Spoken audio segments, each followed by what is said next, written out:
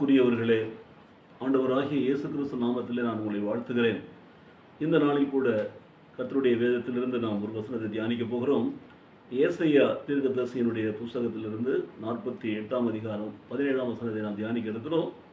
பிரயோஜனமாக இருக்கிறதை நான் உனக்கு போதித்து நீ நடக்க வேண்டிய வழியிலே உன்னை நடத்துகிற உன் தேவனாகிய கர்த்தர் நானே. பிரயோஜனமான காரியங்களை போதிக்கிறவர். இந்த நாளிலே கர்த்தர் தான் நம்முடைய போதகர் என்பதை நாம் நேற்றைய தினத்தில் கூட பார்த்தோம்.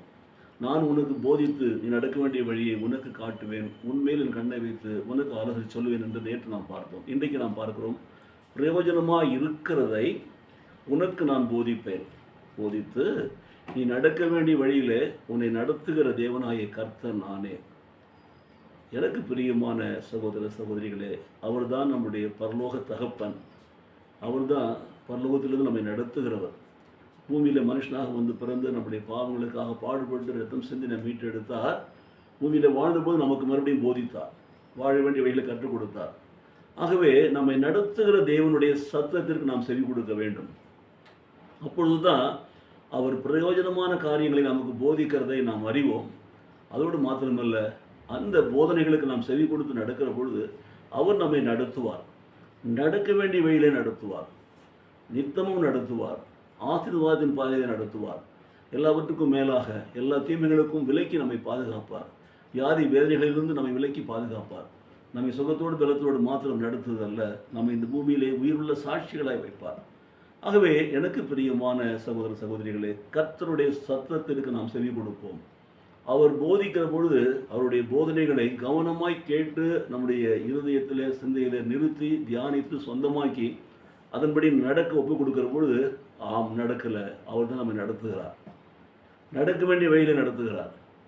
நடக்க வேண்டிய வழியில் நடத்துகிற பொழுது நிச்சயமாகவே அது ஆசீர்வாதத்தின் பாதையாக இருக்கும். அதன் மூலம் நன்மைகளை நாம் பெற்றுக்கொள்வோம். ஒவ்வொரு நாளும் அதிகாலை வேளையிலே வேத புஸ்தகத்தை திறந்து வைப்போம், வாசிப்போம். தேவன் பேசுவார். அவர் பிரயோஜனமான காரியங்களை நமக்கு கற்றுக் கொடுப்பார், போதிப்பார். அப்போது அவைகளை நாம் கேட்போம். நாள் முழுவதும் மாத்திரம் அல்ல, நம் வாழ்நாள் முழுவதும் அதன்படி நாம் நடக்கிற பொழுது அவரே நம்மை நடத்தி நம்மை ஆசீர்வதித்து நம்மை உயர்த்தி மேன்மைப்படுத்தி நம்மை அவர் மிகவும் உன்னதமான ஒரு சாட்சியாக வைப்பார். ஜெபிப்போமா?